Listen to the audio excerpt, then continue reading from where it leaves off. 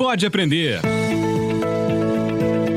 O Pode Aprender é o seu espaço para debater temas importantes para a educação básica brasileira. Uma realização da editora Aprende Brasil.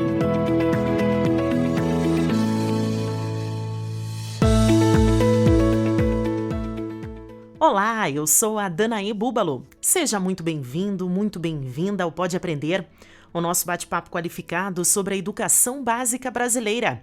Você já sabe, né? Puxe uma cadeira, faça aquele cafezinho ou então deixe essa conversa rolando no seu carro, porque vamos trocar muitas ideias e aprendizados.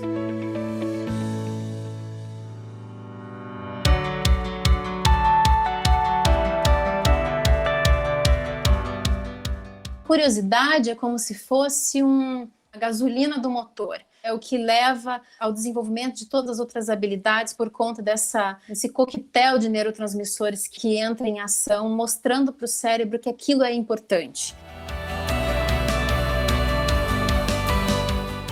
Neste episódio do Pode Aprender, vamos conversar sobre como utilizar as descobertas da ciência sobre o cérebro para um processo de aprendizagem mais proveitoso. O nosso tema de hoje é como utilizar a neurociência a favor da educação.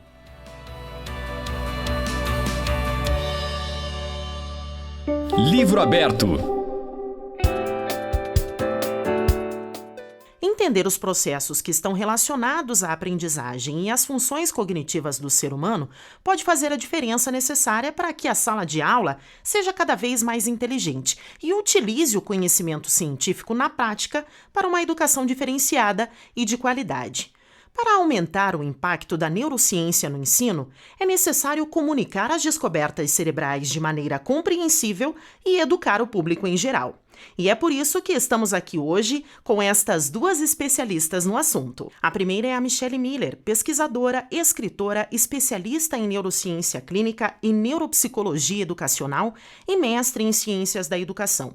Michelle pesquisa e cria ferramentas para o desenvolvimento das habilidades de comunicação e é autora de programas educativos e cursos à distância e presenciais nas áreas de neurociência, educação financeira, neuroeducação, pensamento crítico e criatividade. Então seja muito bem-vinda, Michelle. É um prazer estar aqui participando desse podcast maravilhoso, fazendo essa junção da neurociência com a educação, que é tão importante. E também com a gente é a Adriessa Santos, bióloga, pós-graduada na Moderna Educação, educadora sistêmica, mestre em ciências, especialista em neurociência e educação e MBA em gestão escolar.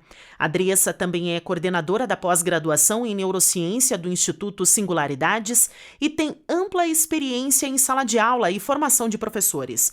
Foi ainda finalista do prêmio Dica de Mestre com o trabalho Neurociência na Sala de Aula. Vamos fazer neurônios. Seja muito bem-vinda, Adriessa. Muito obrigada. Para mim também é um prazer estar aqui para esse bate-papo tão bacana. E é com essas mulheres super especialistas no assunto que vamos ao que interessa. Pega a caneta que é hora de se aprofundar no assunto.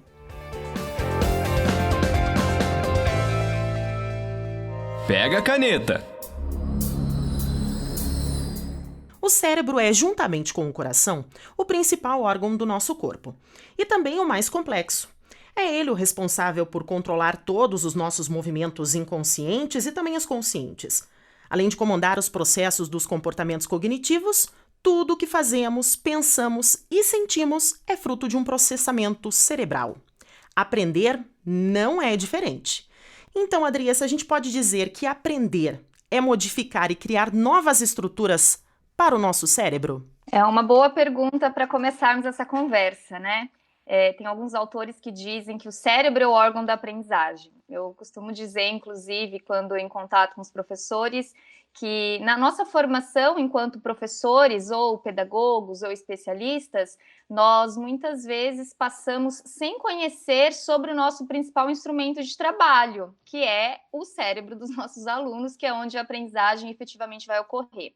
Então, a neurociência, nós vamos falar sobre isso, ela tem algumas contribuições interessantes para o campo da educação, e entre eles está uma das frases que você trouxe, que é essa capacidade de fazer e desfazer conexões, que dentro da neurociência a gente tem um nome, né, específico, que é a neuroplasticidade. Então, o conhecimento para esse professor e essa professora de entender que nós temos um cérebro, que os nossos alunos e alunas têm cérebros que são capazes de aprender, ele por si só já é uma informação muito importante. E não só de aprender, mas de aprender de formas diferentes, né? Nenhum de nós, nenhum de vocês, por exemplo, que estão aqui nos ouvindo agora, está entendendo, né? Está fazendo conexões da mesma forma. Então, são informações bem interessantes da gente pontuar que sim, a aprendizagem ela vai se dar por esse fazer e desfazer de conexões, que a gente vai chamar de neuroplasticidade. Todos nós somos capazes de aprender, mas que também nenhuma aprendizagem é única. E isso nos faz aí, nos remete a repensar um pouco das nossas práticas. E você, Michele, diria que entendendo mais como que o cérebro humano funciona, nós somos capazes então de ensinar e aprender melhor? Com certeza a gente está caminhando nessa direção há algum tempo e não é um caminho sem volta. A gente durante muito tempo focou a educação muito no conteúdo, né? No que a criança tem que aprender, o que o adolescente tem que aprender, o que ele dá conta. E hoje a gente sabe como que a gente deve aprender, né? A gente deve então voltar os nossos esforços mais no como fazer do que no conteúdo em si, porque muitas vezes, se o conteúdo não é dado de uma forma que faça sentido para quem está aprendendo, né, e isso a neurociência também pode nos ajudar a mostrar como criar sentido na hora de aprender, na hora de ensinar, também acaba que, né, a educação não chega onde poderia chegar, ela não é eficaz. Então, por um lado, a gente hoje consegue testar muito mais e saber como que o cérebro aprende, né? A gente tem muito mais pesquisas e meios de ver o cérebro funcionando enquanto ele está recebendo informações, e a gente sabe, né, que tipo de neurotransmissores que a gente envolve e de que forma que a gente pode envolver e como que pode fazer uma educação que faça sentido e que fique, que seja, né, as informações sejam retidas, memorizadas. Então, hoje a gente tem muito instrumento para trabalhar de uma forma mais eficaz. Por outro lado, a gente vive no meio de uma transformação em que a informação hoje corre solta, as crianças têm muito mais informação do que elas tinham antigamente, é muito fácil da gente obter qualquer tipo de informação, então a gente precisa concentrar todos os esforços em voltar a educação, a construção do pensamento crítico dos alunos. Esse teria que ser, na minha opinião, o nosso objetivo máximo como educadores, porque justamente para a gente estar num mundo com tanta informação, tão saturado de informação e que está cada vez mais difícil de selecionar e de prestar atenção, justamente a neurociência pode contribuir para a formação desse pensamento crítico, para a gente ensinar os alunos a filtrarem toda essa informação, dar sentido a ela, transformar em alguma coisa útil, entregar de volta para a sociedade de uma forma criativa, muitas vezes, né? Formar cidadãos que realmente pensam e saibam fazer toda essa construção que vai desde a atenção, que é o nosso recurso cognitivo mais básico, e que também a gente pode, a partir da neurociência, estimular, né, melhorar essa habilidade de segurar, de sustentar a atenção nos alunos, até então a criação de formas diferentes de se expressar e de formas de contribuir com a sociedade. Neurologicamente falando, todas as crianças aprendem da mesma forma, Andressa, ou existe uma diferença de uma criança para outra? O conceito de neuroplasticidade, de entender essa capacidade desse cérebro, né, fazer e desfazer ligações, ele nos mostra que todas as nossas conexões, elas são diferentes. Um exemplo disso é quando nós pensamos em gêmeos idênticos. Então, eles têm o mesmo material genético, certo? A mesma biologia, e se expostos ao mesmo ambiente de aprendizagem, com os mesmos estímulos, as conexões que eles farão são diferentes. Então, isso nos mostra que essa forma de aprendizado, ela não se dá de uma forma única. Então, quando a gente vai estudar neurociência, a gente vai se debruçar em entender esses mecanismos, essas bases biológicas da aprendizagem. E a partir daí a gente coloca todo mundo aí dentro de um mesmo cesto, né? Estamos aí fazendo grandes generalizações, mas esse conhecimento, ele vai nos permitir entender que todos nós temos formas singulares de aprender. Então, esse conceito de aprendizagem personalizada, por exemplo, quando eu entendo os mecanismos, né, as formas biológicas que estarão efetivamente envolvidas no processo de aprender, eles me farão, enquanto professor, enquanto professora, repensar as minhas práticas. Inclusive, essa é, para mim, uma das grandes contribuições da neurociência para a educação.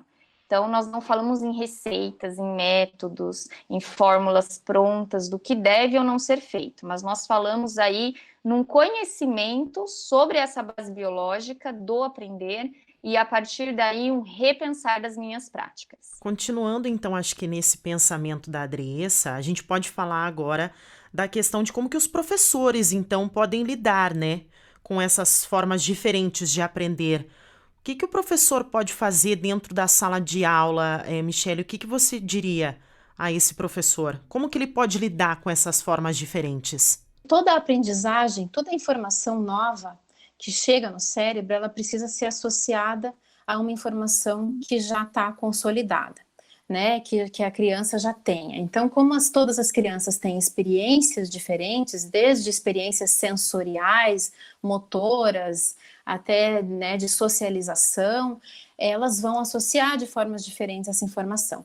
Então, eu diria que quando a gente fala em diferenças, é muito difícil ao mesmo tempo, né? Quem está ali, o professor, numa sala de aula com muitas crianças diferentes, como é que eu vou trabalhar com cada um de uma forma, né?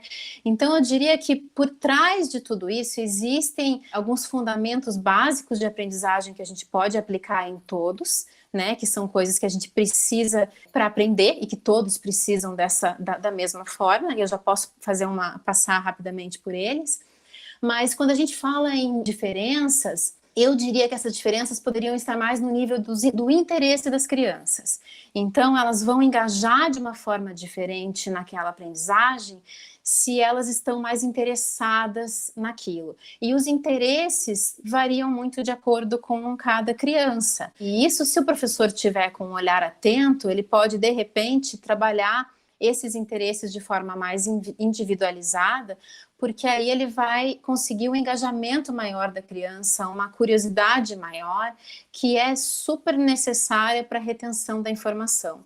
Então, quando a gente está num estado curioso, uma série de neurotransmissores que entram em ação para fazer com que, primeiro, que a atenção seja voltada e fique por mais tempo naquela atividade, naquele conhecimento que está sendo absorvido, e ele é mais facilmente retido. Então, a curiosidade é como se fosse a gasolina do motor. É o que leva ao desenvolvimento de todas as outras habilidades por conta desse coquetel de neurotransmissores que entra em ação, mostrando para o cérebro que aquilo é importante. Então, no fundamento de tudo isso, a gente precisa passar para a criança, engajá-la de forma que ela consiga ver a importância daquilo. Se o cérebro dela considera importante, ela vai estar curiosa, ela vai estar pronta para a aprendizagem, como se a gente abrisse caminho para aquilo, pré-aquecesse o forno antes de colocar o pão, vamos supor, né? Para que saia um produto um resultado melhor daquilo. Uma das formas aí que a gente tem de efetivamente colaborar para essa aprendizagem é entender que quando nós estamos aí em contato com estímulos diferentes, por exemplo, vocês agora que estão aqui nos ouvindo estão sendo estimuladas, certo? Ou seja, sinapses estão sendo feitas, novas conexões.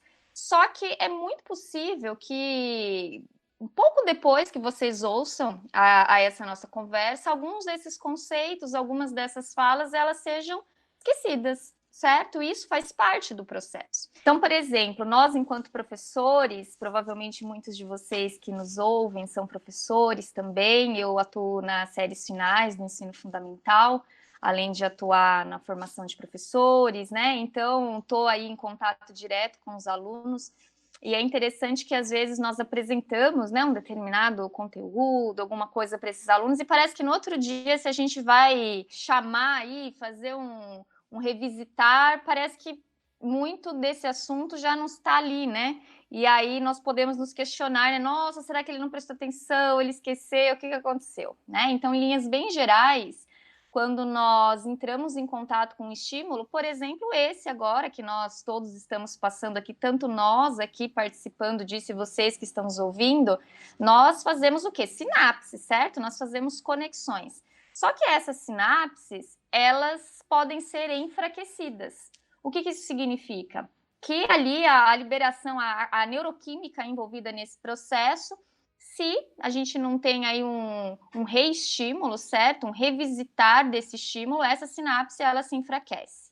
Logo, essa conexão, ela também, né, que é a sinapse, ela é enfraquecida. Ou seja, eu preciso revisitar esse conteúdo, isso é muito importante que fique claro, né? Então, uma boa estratégia é iniciar aulas nas quais eu revisite esses conceitos, eu ofereça formas diferentes desse aluno ter contato com esses estímulos, logo ele vai fortalecer aí essas conexões de formas diferentes. Então, isso tudo, claro que não é uma receita, mas é uma forma que a gente tem de colaborar, então, com esse fortalecimento. E aí um ponto interessante até para trazer aqui, que é uma boa conversa aí para dar sequência, que eu acredito também que seja uma contribuição muito rica da neurociência, é o papel do sono na aprendizagem, né? Então, nós temos aqui, eu estou falando desse revisitar de estímulos, e quanto mais variados são esses estímulos, mais interessante pode ser esse fortalecimento, mas sem o sono a gente não tem uma sinapse, uma conexão consolidada. Então, nós, enquanto professores, família, escola, precisamos olhar com mais atenção ao sono, não só pelo óbvio, que é o descansar do corpo, mas também como um processo muito importante para a aprendizagem. E as atividades que envolvem maior prática e também a criatividade, né, do aluno, da criança, como a música, a pintura, elas podem estimular o sistema nervoso de outras maneiras e trazer, então, mais benefícios para o desenvolvimento dessa criança, Michele?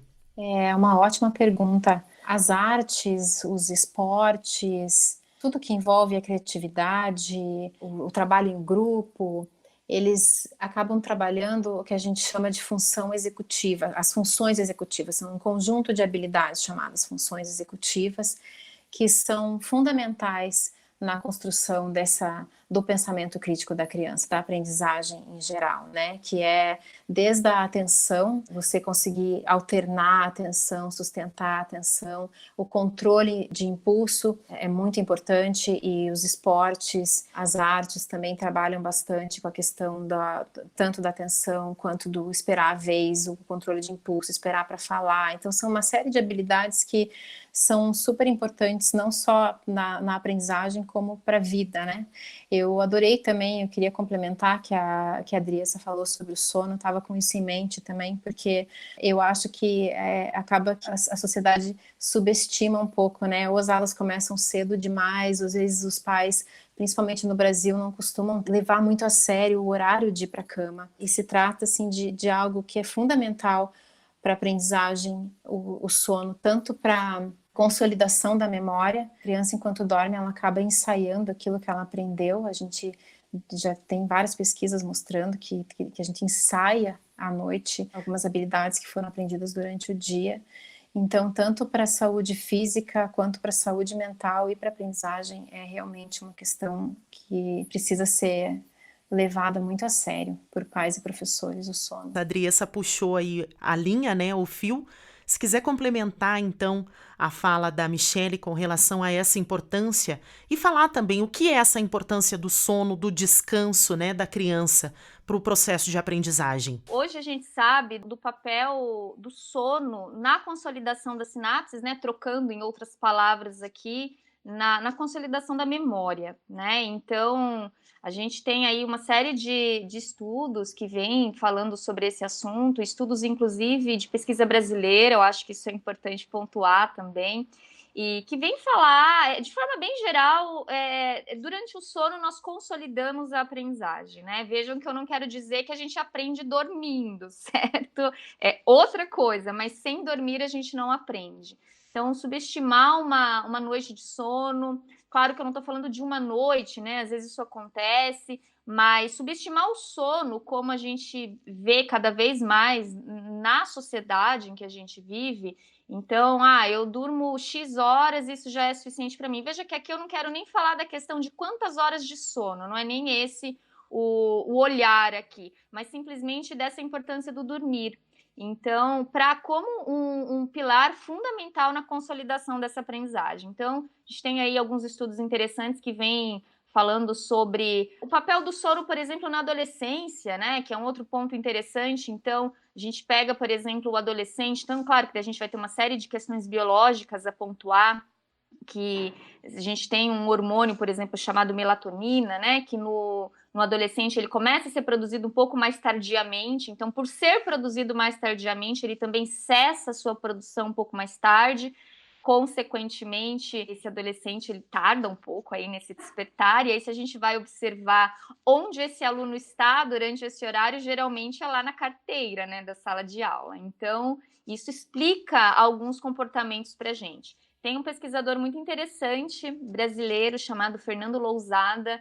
Para quem tiver mais interesse sobre o assunto, vale a pena estudar um pouquinho sobre ele. E ele é um grande defensor dos horários, aí para rever de horários do ensino médio, por exemplo. Ele fala que ensino médio tem de ser à tarde. Claro que esse é um assunto aí que pode levar a uma série de discussões, reflexões, mas esse conhecimento por si só, ele já nos faz entender algumas demandas e repensar também algumas práticas na escola. Bom, chegamos num momento aqui do nosso programa em que ouvimos um exemplo de inspiração sobre o assunto que nós estamos discutindo. E no Para Se Inspirar de hoje, nós vamos ouvir o relato de um município parceiro do Aprende Brasil que utiliza os conceitos de neurociência na prática com os alunos. Para Se Inspirar. Olá, eu sou Daiane Kelly Machado Siqueira, sou professora. Trabalho no Centro de Educação Infantil Municipal Campo Feliz, na cidade de Campos Novos, Santa Catarina. Eu elaborei o projeto intitulado A Neurociência e a Aprendizagem por Meio dos Sentidos. Este projeto tem como intenção a realização de atividades na educação infantil que abordem os sentidos como meio de aprendizagem, não somente os 5 principais, tato, olfato, paladar, audição e visão, mas também a compreensão da dor, da fome, da angústia, como sentidos também. Estes sentidos também interferem na aprendizagem, então, utilizando atividades que abordem o raciocínio e o corpo, nós vamos estar levando a criança a esta compreensão. Como, por exemplo, na realização de uma receita, na qual nós temos os ingredientes, as quantidades, o modo de preparo. Uma receita de pão, por exemplo, pode ser utilizada para alfabetização ou algum outro conteúdo que o professor ache necessário. A criança vai executar a receita, ela vai seguir o passo a passo. Após, ela irá degustar essa receita. E nesse processo de montagem, de preparação, vai ser explorada a parte pedagógica. Então, ela vai estar fazendo a aprendizagem do conteúdo. E também estaremos trabalhando os sentidos, pois a criança ela vai ter que usar os 5 principais sentidos para fazer a receita, mas também ela vai estar trabalhando a noção dela de espera, a compreensão dela de que o pão, quando estiver pronto, vai estar quente. Será que ela gosta de comer pão? Ela prefere comer o pão com quais tipos de mistura? Então, essa conexão vai estar levando a prática com a teoria.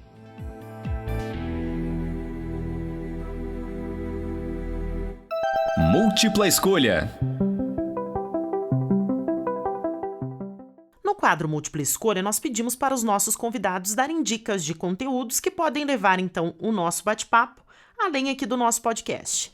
Michele, você pode sugerir para nós algum conteúdo, livros, vídeos, outros materiais, então, que possam abordar mais profundamente o que a gente conversou hoje? Existe um documentário do Futura que eu super recomendo, que se chama Escolas Inovadoras. É fácil de encontrar no YouTube, é uma série que mostra escolas do mundo inteiro com iniciativas inovadoras, como diz o nome. Eu acho que pode servir como uma fonte de inspiração para os professores. Muitos desenvolvem suas práticas de acordo com a forma como o cérebro aprende melhor. Com relação a livros, eu indico o livro O Cérebro da Criança e também O Cérebro do Adolescente. São 2 livros do mesmo autor, chamado Dan Siegel. Para quem trabalha com alfabetização, existe um outro, para entender como a leitura acontece no cérebro, tem os neurônios da leitura, do Dehane. é um francês, também indico esse livro. E, Adriessa, o que você pode nos indicar, né? Indicar aos nossos ouvintes de conteúdo? Tem um livro que eu gosto bastante que se chama Neurociência e Educação, Como o Cérebro Aprende, dos autores Ramon Cossens e Eleonor Guerra. Ele é um livro bem interessante sobre o assunto. Ele é um livro que traz os conceitos da neurociência, que eu acho que isso é bem importante quando a gente vai discutir esse assunto, mas ele é um livro de leitura acessível, mesmo para quem, né, não entende muito da temática. Tem um outro livro também que se chama O Cérebro Aprendiz, é um livro bem recente do neurocientista brasileiro Roberto Lente, no qual ele traz aí esse diálogo reflexivo sobre essa contribuição efetiva da neurociência para a educação, então é muito bacana. E eu tenho alguns filmes, algumas séries, assim, que eu acho que, para quem tem algumas plataformas aí, tiver acesso, acho que é bem bacana. Tem um clássico aí, que é o Divertidamente, acho que algumas pessoas já devem ter assistido. E ele é um filme, que ele traz aí algumas contribuições interessantes. Eu acho que ler o livro como o Neurociência e Educação e assistir ao filme é uma dupla aí bem bacana. Tem algumas séries, né, alguns documentários interessantes também.